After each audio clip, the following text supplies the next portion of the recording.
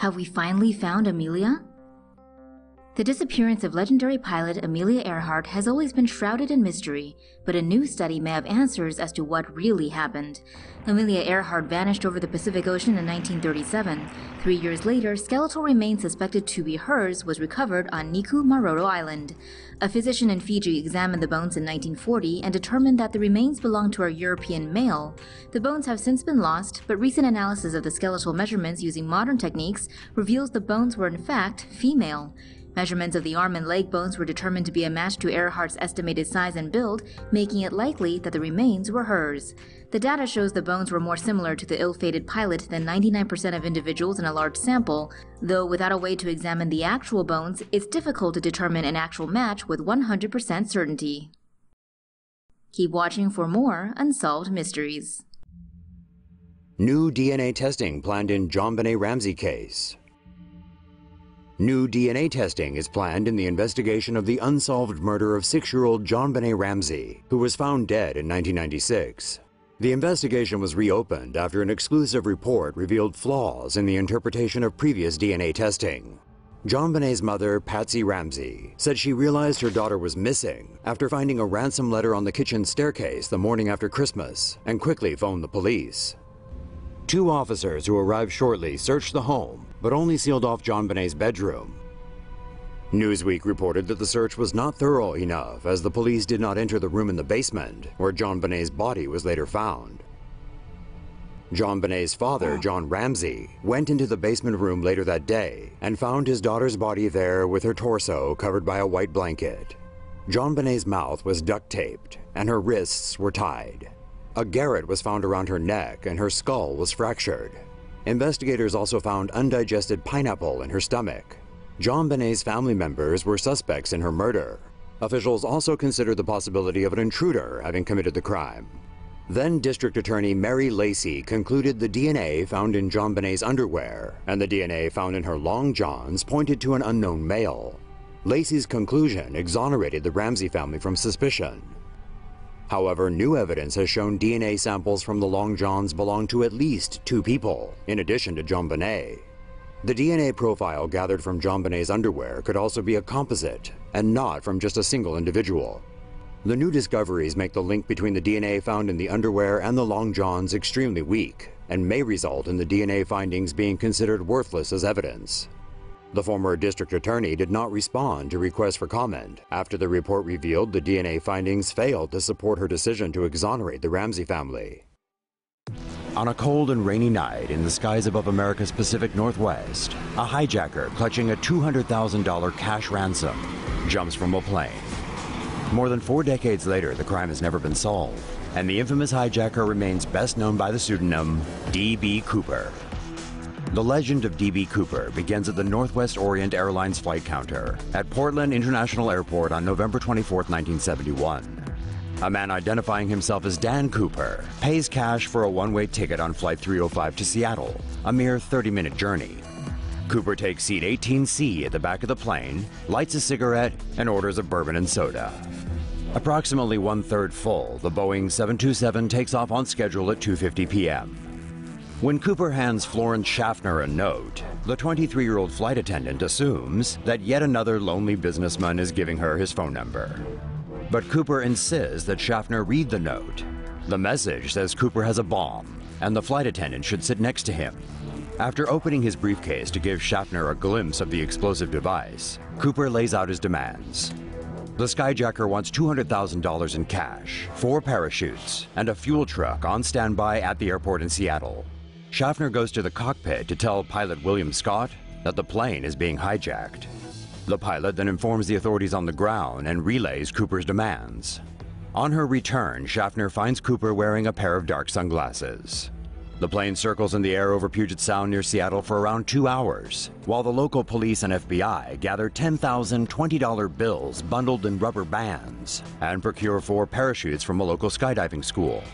On board the plane, Cooper points out the city of Tacoma below, indicating he may be familiar with the local area. According to Schaffner, Cooper remains calm and polite, even telling her to keep the change when he orders another bourbon and soda. The well-mannered man in seat 18C bears no resemblance to the stereotypical crazed skyjacker of the time. often political dissidents trying to get to Cuba. Witnesses describe Cooper as a man aged in his mid-40s, around 6 feet tall and smartly dressed. He is wearing a clip-on tie and mother-of-pearl tie pin, from which many years later, the FBI will build a possible DNA profile of the hijacker. At 5:39 p.m., the plane lands at Seattle-Tacoma Airport and parks in an isolated spot on the runway. A bag filled with cash and parachutes is delivered to the aircraft. In return, Cooper releases all 36 passengers, along with Schaffner and another flight attendant. Cooper asks for the plane to take off with the air stairs at the back lowered, but doesn't argue when airline officials say it's unsafe to do so. Instead, Cooper says he will lower the air stairs himself when the plane is back in the sky. When the plane takes off again around 7:40 p.m., there are only 5 people aboard. Captain Scott, his co-pilot, and a flight engineer sit in the cockpit. In the cabin, Cooper is joined by flight attendant Tina Mucklow. On Cooper's instructions, the plane is scheduled to stop in Reno, Nevada to refuel. Its ultimate destination is Mexico City. Cooper demands that the plane fly no higher than 10,000 feet and no faster than 100 knots, or about 120 miles per hour. Cooper also insists that the landing gear must remain deployed, the wing flaps lowered 15 degrees, and the cabin remain unpressurized. Out of Cooper's sight, the plane is followed by 2 F-106 fighter jets, scrambled from a nearby Air Force base. A Lockheed T-33 trainer jet also follows, but runs out of fuel and has to turn back. None of the pilots sees anything or anyone exit the Boeing 727. The last person to see Cooper is flight attendant Tina Mucklow, when he tells her to join the rest of the crew in the cockpit. Mucklow will later tell investigators that she saw Cooper tying something around his waist. At 8:13 p.m., the crew notices a sudden upward tilt in the plane's tail section, which requires trimming to get the aircraft back to its flight level. Investigators believe this could be the moment D.B. Cooper made his exit by leaping into the freezing cold air, through the clouds, and to an unknown fate. Around 2 hours after Cooper's suspected jump, the plane lands in Reno, Nevada. Investigators search the plane, but the hijacker is nowhere to be found. A reporter erroneously identifies the suspect as D.B. Cooper, and the name sticks. On board, detectives find 66 unidentified fingerprints, 2 of the 4 parachutes, and Cooper's clip-on black tie and mother-of-pearl tie clip. The search for Cooper initially focuses on an area near the city of Ariel in southwest Washington state. But a huge manhunt turns up no trace of the hijacker or his equipment. According to FBI Special Agent Larry Carr, no experienced parachutist would have risked jumping in the treacherous conditions braved by Cooper.